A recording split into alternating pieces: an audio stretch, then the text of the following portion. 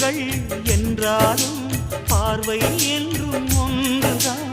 உருவத்திலே தனித்தனிதான், உள்ளம் என்றும் ஒன்றுதான். ஒரு சேவல்தான் நடை காத்தது, இந்த அதிசயம் பாருங்கள், கண்ணனை வாழ்த்துங்கள்.